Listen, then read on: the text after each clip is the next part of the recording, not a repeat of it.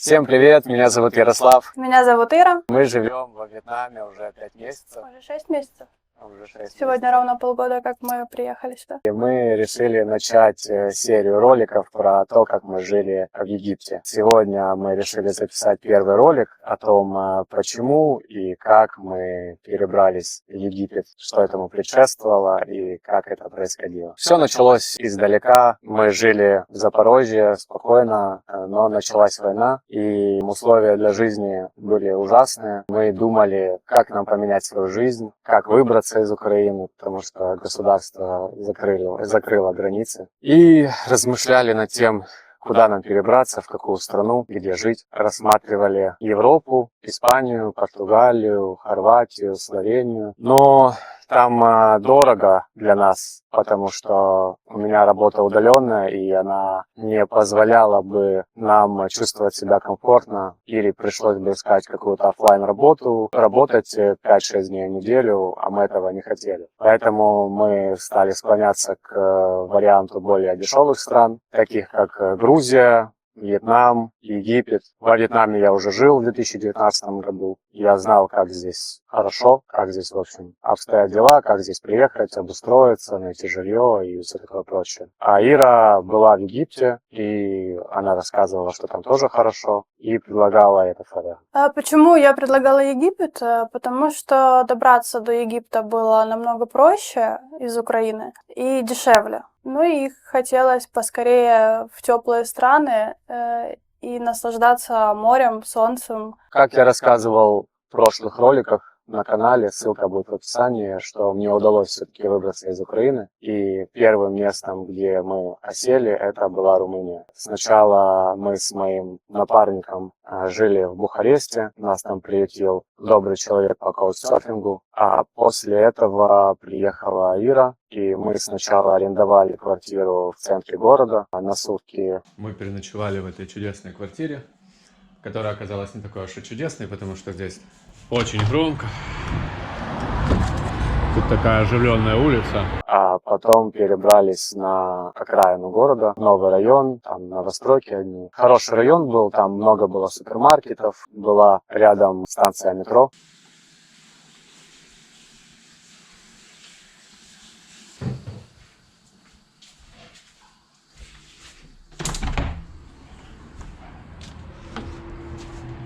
Ну и, в общем, это было первое наше место, где мы так выдохнули и начали жить спокойной жизнью, новой, умиротворенной и с позитивным взглядом на будущее. Я приехала к Ярославу, чтобы привезти ему его личные вещи и документ. Я впервые была в Румынии, и, сказать честно, я была очень приятно удивлена. Мне понравилась чистота, красота, цены и люди. Еще нам понравился язык. Да, язык, он намешан, то есть он похож на итальянский, на испанский, то есть так как я учила раньше испанский, мне вообще очень приятно было их слушать, он не резал слух язык. Да, звучит он довольно приятно по сравнению с болгарским, значительно приятнее. Так как была рядом станция метро, то мы регулярно ездили в центр города, гуляли там, посещали музей естествознания. Он такой большой, там очень много всяких экспонатов, в основном это животные, рыбы. Вот там, по-моему, даже был скелет мамонта, да? Да, был большой скелет мамонта, по-моему, кости динозавра тоже были. При самом входе, по-моему, когда мы вошли, вот тоже был скелет динозавра. И еще для нас стало очень неожиданным сюрпризом. Это на кассе девушка у нас спросила, откуда мы. Мы сказали, что мы из Украины. И она такая: о, как здорово, покажите документы. Мы показали паспорт, и она дала нам просто билеты. То есть у них такая программа поддержки украинцам, украинским беженцам. Это вот бесплатные билеты в музей. Да, это было очень приятно. Неожиданно и приятно. Мы долго ходили по этому музею. Я думаю, что если вы напишите в комментариях, что вам интересно будет узнать про музей, то есть видео большое, я снимал тогда, то выложу отдельным роликом. Также ходили возле здания парламента, гуляли. Здание парламента было построено во времена правления местного диктатора Чаушеску. Оно является самым большим административным зданием в мире и занесено в Книгу рекордов Гиннесса. Также хотелось бы сказать насчет цен, что в Румынии цены были примерно такие же, как в Украине, на продукты. И поэтому мы чувствовали себя там комфортно, покупали все, что нам нужно было, и продукты были качественные. В общем, Румыния, Бухарест нам понравились. Мы даже начали рассматривать эту страну как место, где мы могли бы осесть. Думали сначала про Бухарест, но в Бухаресте нет реки, нет пляжей, а для нас это важный параметр. Мы любим ходить на пляж, купаться, загорать. Также мы рассматривали город Констанца, который находится на берегу моря. Но там в ходе изучения мы узнали определенные минусы, что нас оттолкнуло, и, в общем, мы оставили эту идею. Да, и еще один город, как он, помнишь, назывался, там, где медведи? Еще мы рассматривали город Брашов. Мы смотрели на Ютубе разных блогеров, из Украины в том числе, что там хорошо. Но после изучения мы узнали такую информацию, что бывает такое, что с гор спускаются медведи, лазят по улицам, залазят мусорки. Ну и нам как-то стало не по себе от мысли, что мы когда-то можем встретить медведя в Брашове. Поэтому, может быть, оно и не так на самом деле, может, не все не так страшно, но когда делаешь такой выбор, то учитываешь все нюансы, все моменты. Если вы живете в Брашове, кстати, напишите, как там насчет медведей, ходят они там по улицам или нет, будет интересно узнать. Спустя 5 дней нашего пребывания в Бухаресте мы с Ярославом опять попрощались. И я поехала в Украину собирать вещи, заканчивать дела свои, которые у меня были не закончены, а Ярослав поехал в Болгарию ждать меня там. Да, я поехал в Болгарию, там меня приютили наши друзья любезно, за что им большое спасибо. И там я провел около 2 недель. Я там впервые увидел море спустя более 3 лет, как началась война, и до этого я не был на море около 3 лет. Это было приятно очень почувствовать морской воздух, погулять по пляжу. К слову, я там много гулял, много снимал, и я думаю, что отдельное видео выложу на канале именно про Болгарию, про Варну. Мы расскажем про наши впечатления, про плюсы, минусы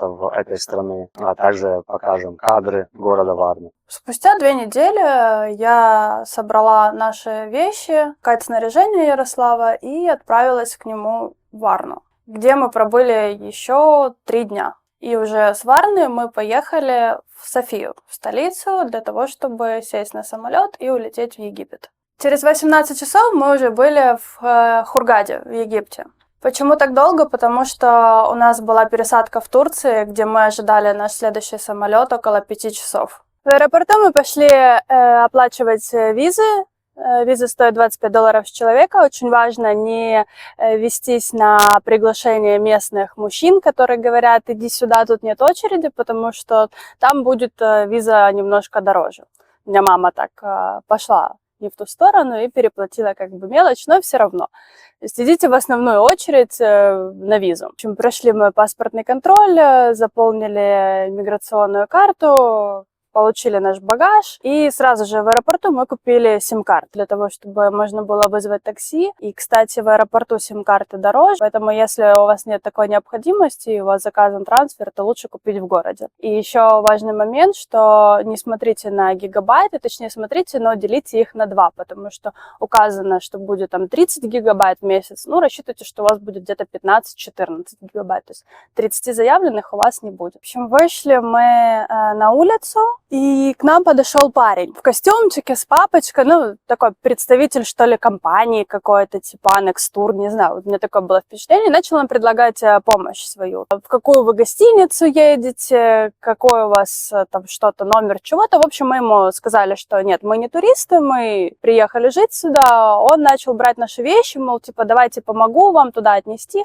Я отказывалась, потому что в Египте каждый, кто предлагает, ну, в основном, кто предлагает вам помощь, в аэропорту, на автостанции, это люди, которые потом попросят за свои услуги у вас деньги. Надо это помнить, что как бы да, они милые, добродушные, но все равно просто так они не будут вам помогать. Все равно нужно будет там какой-то $1-2 им дать. Но нам повезло, это был действительно какой-то сотрудник аэропорта, который нам просто помог перенести вещи и пытался нам помочь заказать такси. Я же начала заказывать такси через Uber, потому что другое приложение InDrive у меня еще не работало, домой. Нашла я водителя, нас устроила цена, которая там стояла, в общем, все подтвердила заказ. И началось самое интересное. В личный чат мне этот водитель начал писать, что, мол, типа, цена за вашу поездку будет там не столько-то, а в 3 раза дороже. В общем, я ему говорю, что нет, вот указано же столько, он типа нет, вот надо в 3 раза дороже, это приложение плохо показывает. В общем, 5 минут мы с ним переписывались, я ему говорила, что нет. Окончательно он меня достал, и, в общем, я отменила заказ. И вот этот парень, который помогал нам изначально перенести вещи, нашел нам водителя, такси. А машина нам нужна была большая, потому что у нас было много вещей, было кайт-снаряжение, там такая сумка 1,80 м длиной, поэтому обычный седан нам не подходил. Это было 2 часа ночи, мы тогда заехали еще к другу моей подруги за ключами, взяли ключи ночью и уже поехали после этого в Эльгуну, в нашу квартиру на какое-то время, для того, чтобы уже наконец-то все-таки передохнуть после долгой поездки.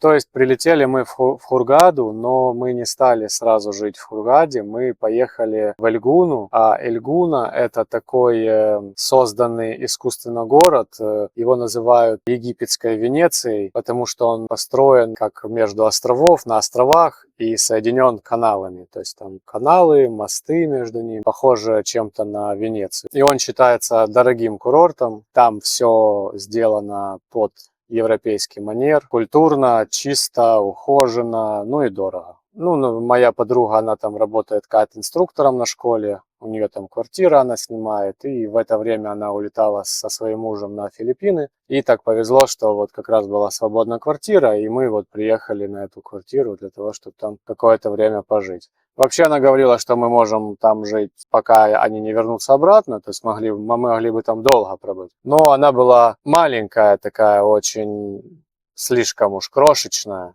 поэтому мы решили впоследствии найти новую квартиру. Что касается этой квартиры, мы в следующем ролике более подробно расскажем про Эльгуну, как мы там гуляли, наши впечатления, что мы там видели, также покажем квартиру, вот, и там, в общем, раскроем более детально этот момент. Такой еще момент, что в Эльгуну попасть не так просто. То есть, если ты турист, ты едешь в Эльгуну, там стоит блокпост, проверяют у всех документы, спрашивают, с какой целью ты едешь.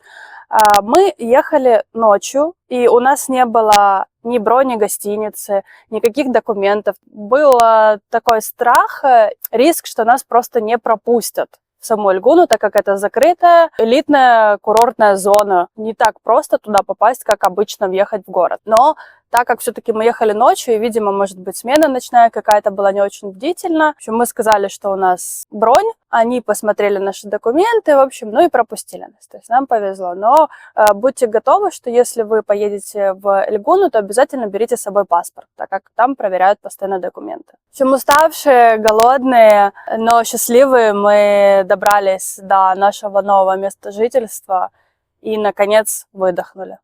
Напишите нам в комментариях, знаете ли вы о городе Эльгуна. Потому что, будучи раньше в Египте, я не знала, что есть такой город, и меня очень приятно удивило то, как там все устроено. Таким было начало нашего долгого путешествия. Так мы попали в Египет и начали свою новую жизнь.